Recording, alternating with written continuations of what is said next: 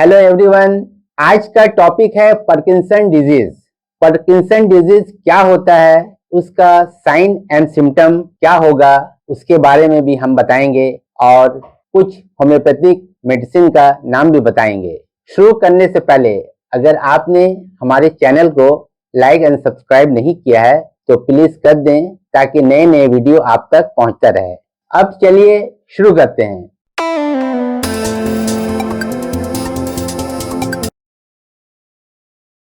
Parkinson disease को पहली बार England के एक डॉक्टर जो पेशे से सर्जन भी थे, उन्होंने पहली बार पार्किंसन डिजीज का नाम चुना।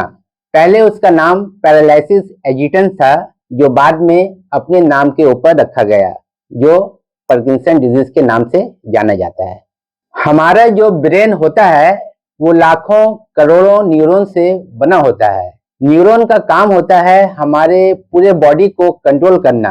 ब्रेन का एक पार्ट होता है जिसको सबस्टेंशिया निग्रा कहते हैं, उसमें बहुत से न्यूरॉन होते हैं। उस न्यूरॉन से एक केमिकल रिलीज होता है जिसको डोपामाइन कहते हैं। जब सबस्टेंशिया निग्रा में न्यूरॉन कम हो जाते हैं तो डोपामाइन का सिक्रेशन बॉडी के अंदर कम हो जाता है।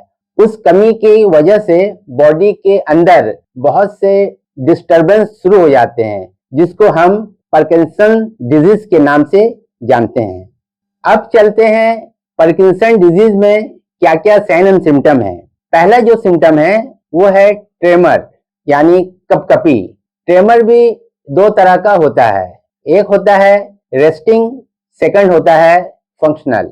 रेस्टिंग का मतलब होता है कि हाथ रेस्ट मूवमेंट में रह के हाथ कपकपाता है, इसको हम रेस्टिंग कहते हैं। और मूवमेंट उसको कहते हैं जैसे गिलास से पानी पकड़ने के बाद भी हाथ कपकपाता है, कलम पकड़ना, लिखते वक्त भी हाथ कपकपाता है, उसी को हम फंक्शनल कहते हैं। सेकंड जो सिम्टम है वो है मसल रिजिडिटी, यानी बॉडी में स्टिफनेस आ जाना, कड़कपन आ जाना, मूवमेंट सही से नहीं हो पाना। अगर पेशेंट घूमना भी चाहे तो पूरा बॉडी अपनी तरफ घुमाना पड़ता है, उसी को हम कहते हैं मसल रिजिडिटी। थर्ड जो सिम्टम है वो है ब्रेडिकिनेसिया। ब्रेडिकिनेसिया का मतलब होता है स्लो ऑफ मूवमेंट। पहले जब वो नॉर्मल हालत में था तो वो कोई भी काम 20 सेकंड में करता था, तो जब उनका पार्किंसन डिजीज हो गया तो वो 2 मिनट उसी काम को करने में लगा देता है। उसके बाद जो प्रॉब्लम आता है वो आता है स्पीच प्रॉब्लम। बोलने में उसको तकलीफ महसूस होती है, सही से बोल नहीं पाता। उसके बाद स्लीप डिसऑर्डर, नींद सही से नहीं हो पाता है, हर वक्त बेचैन रहता है। फिर एक कंडीशन आता है उनको कॉन्स्टिपेशन का प्रॉब्लम होता है, सही से लैट्रिन नहीं हो पाता है, जिसके कारण उसको और तकलीफ बढ़ जाती है। हम आपको जो जो सिम्टम बताए हैं, अगर कोई भी पेशेंट में इस तरह का सिम्टम अगर जाहिर हो तो आप समझ जाइए कि उसको पार्किंसन डिजीज हो चुका है। अब चलते हैं कुछ होम्योपैथिक मेडिसिन की तरफ। पहली जो मेडिसिन है उसका नाम है कॉस्टिकम। कॉस्टिकम 200 पोटेंसी में आपको लेना है। डेली अर्ली मॉर्निंग 2 ड्रॉप्स करके डेली यूज करना है। 1 हफ्ता यूज करने के बाद फिर इसको ड्रॉप कर देना है। सेकंड जो मेडिसिन है उसका नाम है एगारिकस मस्केरियस 200। उसको खाने का तरीका है सुबह में 2 ड्रॉप और रात में 2 ड्रॉप। एक और मेडिसिन है उसका नाम है कोकुलस इंडिकस। कोकुलस इंडिकस उस पेशेंट को देना है जो पेशेंट चलते चलते लड़खड़ा जाता हो, पता चले कि वो अब गिर जाएगा, तो इस कंडीशन में कोकुलस इंडिकस बहुत अहम रोल अदा करता है। अब आखिर में एक और मेडिसिन है जिसका नाम है जलसीमियम।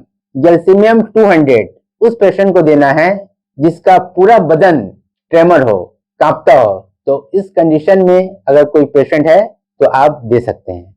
अब चलते हैं कुछ इफेक्टिव मदर टिंचर मेडिसिन की तरफ। पहली जो मेडिसिन है उसका नाम है Brahmi mother tincture. Second medicine है एवेना सटाइवा मदर टिंचर और थर्ड मेडिसिन जो है उसका नाम है अश्वगंधा मदर टिंचर। तीनों मेडिसिन को 30 ml क्वांटिटी में लेना है। उसके बाद एक 100 ml का खाली शीशी में तीनों मेडिसिन को डाल देना है।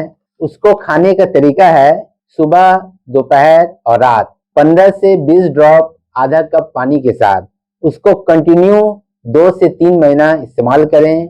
उसके अलावा अगर आप कंसल्ट करना चाहते हैं तो हमारे चैनल पे दिए हुए नंबर पर कांटेक्ट करें, अपना साइन एंड सिम्टम बताएं ताकि मैं आपके हिसाब से कोई कॉन्स्टिट्यूशनल मेडिसिन बता पाऊं।